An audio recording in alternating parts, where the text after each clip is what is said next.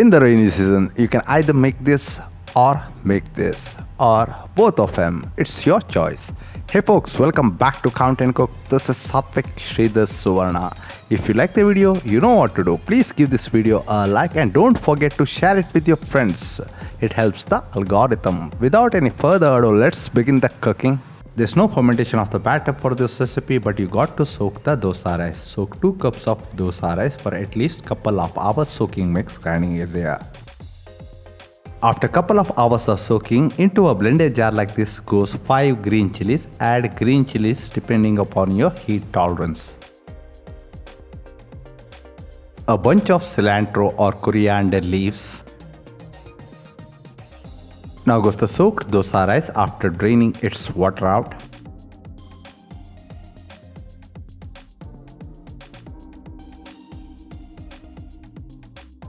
Add salt as per taste, and by using water as required for blending, blend into a smooth batter like this. Now check out the consistency of the batter. Neer dosa batter should be always very thin, just like water, but there is a catch here. Due to the inclusion of green vegetables in the batter, it becomes difficult to take out the dosa from the pan. Before making the dosa, preheat the neer dosa pan for at least 5 minutes on medium flame. When the pan is heated, grease it with some sunflower oil. Remember, it is sunflower oil and not coconut oil, because with coconut oil it becomes difficult to remove the dosa out once it is done. And this tip is especially useful for youngsters who are new to cooking. Now pour in the batter very quickly. You need to have quick hands for this. Don't try to fill in the pores here, because that would make your dosa thick. Just couple of minutes of covered cooking would be enough. As you could see, dosa is well done, but unlike other dosas, you got to separate the dosa from the edges like this using a spatula.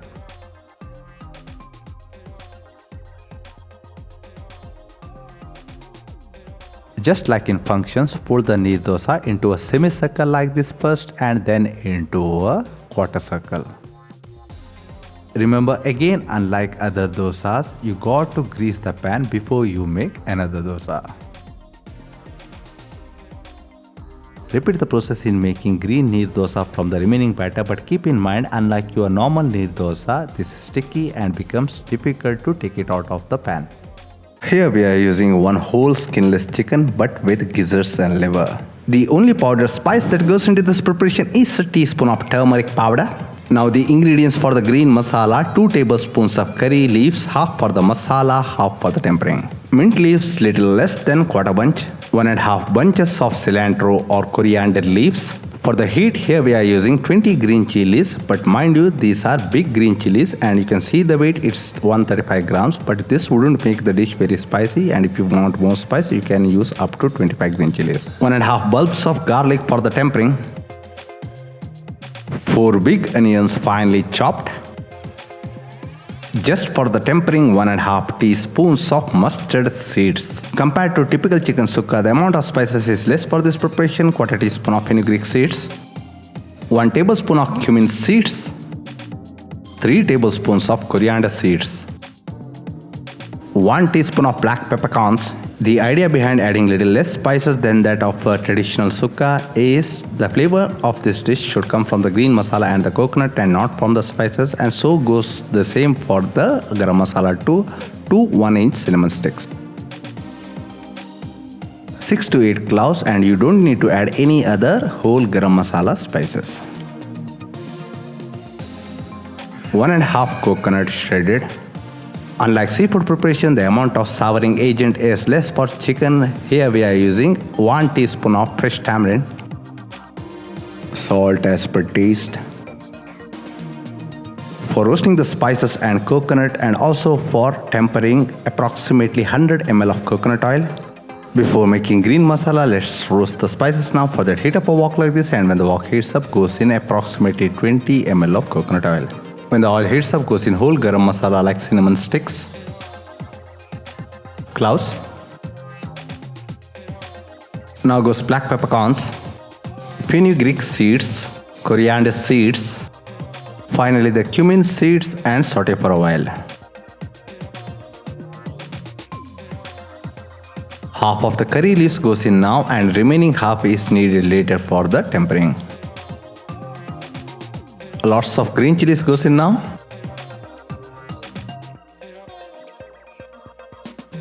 Now goes the pudina or mint leaves. Here goes fresh coriander leaves or cilantro. By roasting the greens in oil, you would get rid of the raw flavor and the texture and flavor of the dish would be much different. Just break the fresh tamarind into smaller pieces so that it becomes easier to grind. At this stage, off goes the flame and allow the spices to cool down completely. Once cooled down completely, into the blender jar goes the roasted spices and green vegetables. While grinding, don't add too much water and blend into a paste. It doesn't matter for this preparation if the paste is coarse, even though we have managed to grind it into a smooth paste. Heat up the same wok again, need not wash it, and when the wok heats up, here goes approximately 20 ml of coconut oil. When the oil heats up, here goes shredded coconut and saute until the coconut turns brown. You can also dry roast the coconut without oil, but roasting the coconut before adding it into the sukka gives nice flavor to the dish. Now when the coconut is nice and brown, off goes the flame, and this will be required in the later stages of the cooking. To make chicken sukka, heat up a big pot like this. When the pot heats up, here goes approximately 60 ml of coconut oil. When the oil is heated up, here goes mustard seeds. When the mustard seeds crackle, goes lots of garlic. Half of the curry leaves that we had retained goes in now.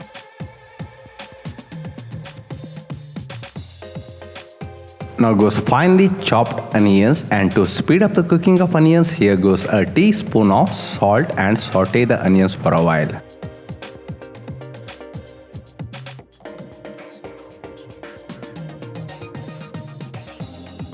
Now when the onions have become translucent, here goes turmeric powder and mix well.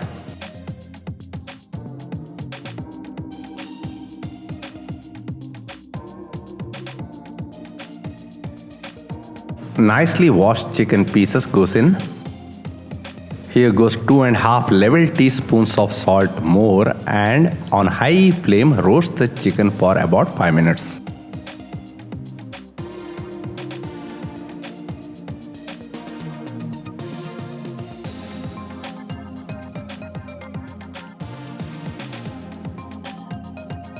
After roasting the chicken for around 5 minutes, there is slight change in the color. Now it's time to add in the green masala paste that we ground earlier.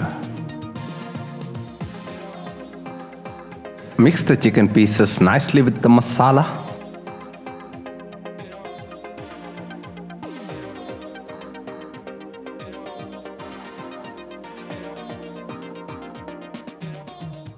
Add rinsed water from the same jar masala was previously ground in, but keep in mind, don't pour in too much water since this is dry preparation. Cook covered on medium flame for around 20 minutes. After 20 minutes, as expected, chicken has oozed out considerable amount of water. Now check for the taste and add salt accordingly. Here I am adding a teaspoon of salt more. Until now I have added 4.5 level teaspoons of salt. After sauteing for few minutes on high flame, there is marked decrease in the amount of moisture. This is the right time to add in the shredded coconut that we roasted earlier. Mix well with the gravy, and after adding coconut, no prolonged cooking is necessary on this. Just 5 minutes of stirring would be more than enough. Just check for the doneness of the chicken. To check whether the chicken is done or not, bite into the hardest portion of the chicken, that's the gizzard. If the gizzard is cooked, then the entire chicken is cooked. The salt is okay, chicken is cooked well, off goes the flame.